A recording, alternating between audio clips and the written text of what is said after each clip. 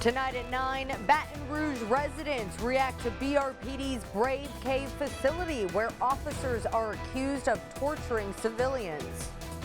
And bringing awareness, the state's infant mortality rate continues to climb, and one local group is letting parents know what they can do to protect their newborns.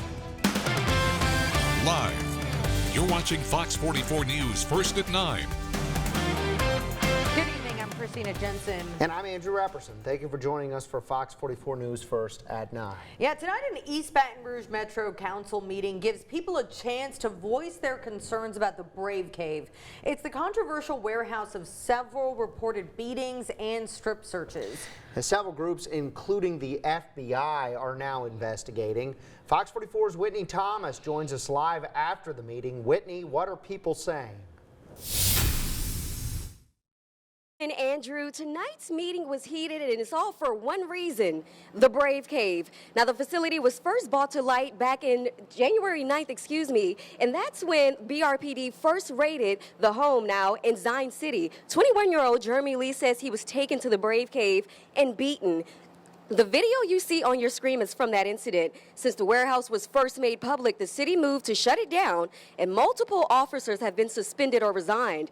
Tonight, community advocates say BRPD has caused years of trauma because of a failure to reform its system. Several say the Lee family deserves justice for the Brave Cave and the beatings. The damage at his home is extraordinary, right?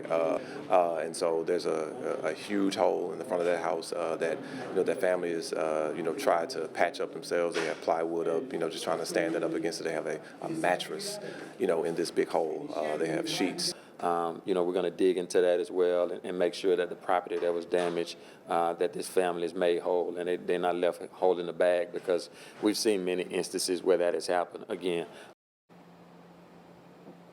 Council members say they're being transparent and stand with people who say they were treated unjust.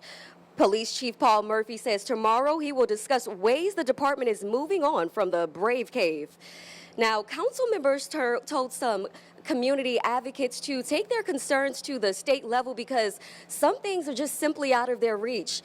Reporting in Baton Rouge, Whitney Thomas, Fox 44 News. All right, thank you so much, Whitney.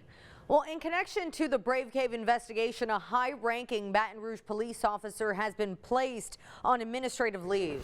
Now, Baton Rouge police say that officer is on leave because of his son, who resigned for his connection to the Brave Cave.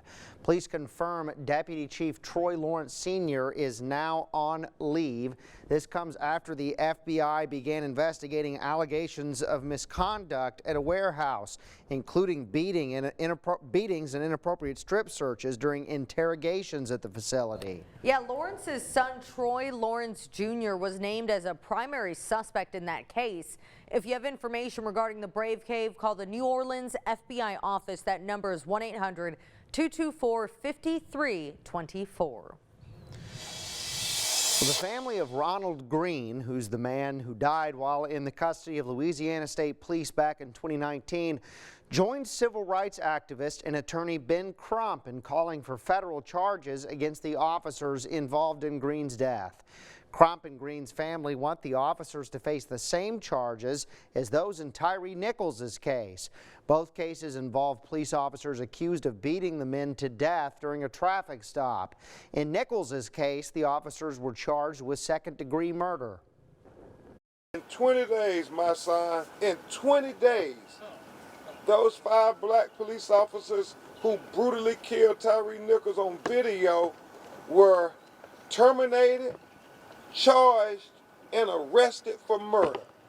Because when you have evidence of a crime on video, even Ray Charles can see what happened. It was drastically different with Ronald Green.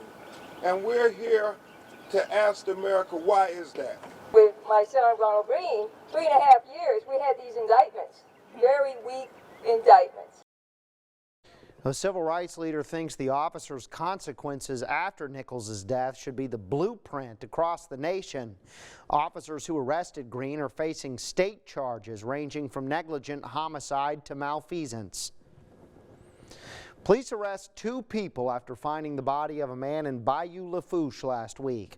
The sheriff's office says 34-year-old Troy Michael John Lewis was reported missing back on the 17th.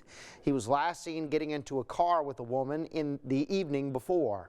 Yeah, police say Tiare Pendleton was that woman who was also seen with Eddie Clark. Now, Clark is accused of attacking John Lewis in a car with a knife and a gun, later allegedly dumping his body in the bayou. The 2 suspects are facing several charges, including second-degree murder. In developing news, local advocates are discussing the importance of infant mortality in Louisiana. Fox 44's Anna Conejo has more on how they plan to reduce numbers locally and statewide.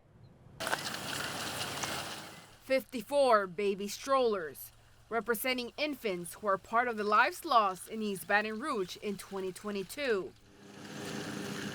Emphasizing awareness to the infant mortality rates, not only in the capital city, but throughout the state. In the state of Louisiana, we are facing a crisis. Louisiana is 7.30 per 1,000. Making it ranked the 2nd highest state in the United States for infant mortality.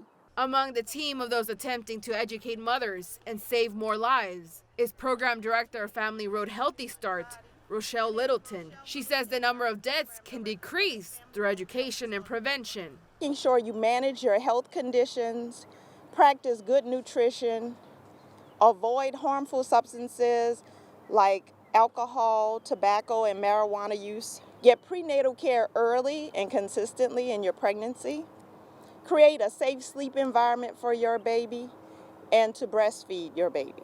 Christy also says a key factor is educating others about the issue and providing programs for mothers, which is why the nonprofit has established a new program. By providing that extra safety net of having a doula, having a case manager, having a nurse practitioner that's checking up on you and working with the doctor, we can have a safer and better birthing team for that mom. Anna Conejo, Fox 44 News. Well, new tonight, state police released more information about a bizarre incident on the Mississippi River Bridge last night. Troopers say a truck going westbound spilled about 30 dead pigs on the roadway. It happened around 9 o'clock last night, and the interstate was shut down for a few hours. There was already a crash on the bridge with the dead pigs scattered behind the scene. Troopers are looking for the driver and ask anyone with information to call police. Well, officials are still working to find solutions before salt water from the Gulf of Mexico pollutes drinking water for thousands of residents. President Biden even approving an emergency declaration request from Governor Edwards just yesterday for 4 parishes. Our Mallory Smith caught up with the president of Jefferson Parish on how slowing down that salt water is going. For days now, Jefferson Parish leaders have been studying the impending saltwater intrusion. We prepare for the worst, we prepare for saltwater intrusion in our pipes and what that looks like. And that's why I want to proactively go meet with these industry groups. I don't have all the answers. None of us do. We've never been here before. Though there are many questions that remain unanswered, Jefferson Parish President Cynthia Lee Shang says she wants to ensure residents fresh drinking water will not be an issue. I said let it be very prominent, let everybody know that they can walk in and see water and have it reasonably priced and it's readily available. They have a big role and a big component in helping us stay calm. And I think they got caught off guard at first and the water was off shelves, but there is a big display of a lot of water. As a precaution, Shang says they bought more desalination machines for the area, but unfortunately, that's not going to do a whole lot. According to Shang, Jefferson Parish produces nearly 70 million gallons of water per day, but when using reverse osmosis, the parish can only produce about 320,000 per day. Those methods are much more viable for places like Gretna, who only produces about 4 million gallons daily.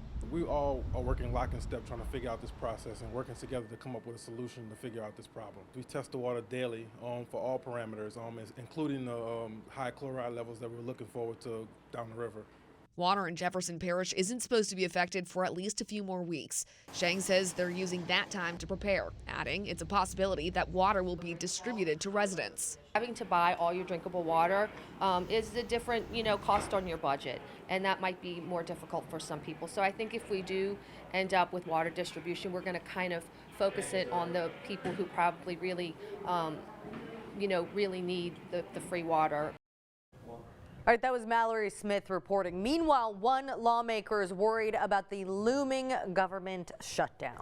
Yeah, Republican Senator Bill Cassidy says if that were to happen, it could delay funding for construction of a saltwater sill, which engineers hope will slow down the saltwater. And that is the purpose of the disaster supplemental within the CR. But those projects required to prevent the saltwater intrusion, those will take place even if there's a government shutdown.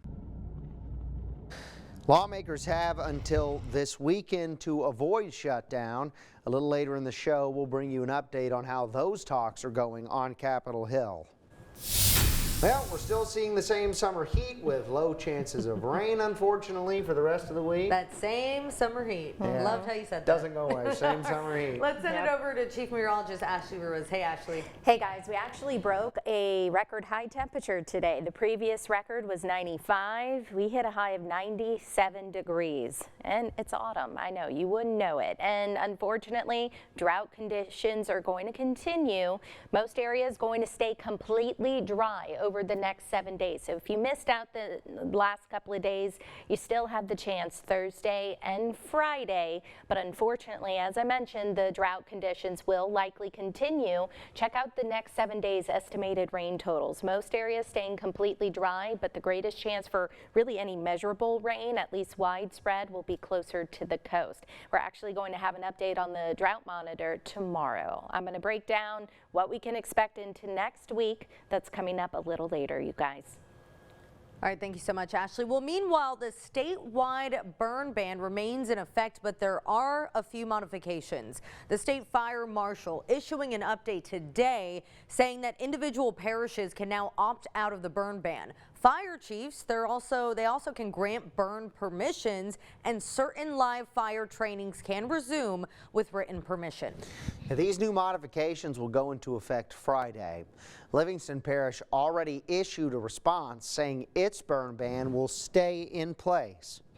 All right, coming up next, for some, their future lies on the field or on the hardwood. Not us. But it does take a lot of work to get there for others. We'll highlight a man helping get these soon-to-be professional athletes in shape. That's in this week's Family Focus. And a little later in the show, the Supreme Court's decision over a neighboring state's congressional maps would spell the same for Louisiana. We'll have the details up front at 9:30.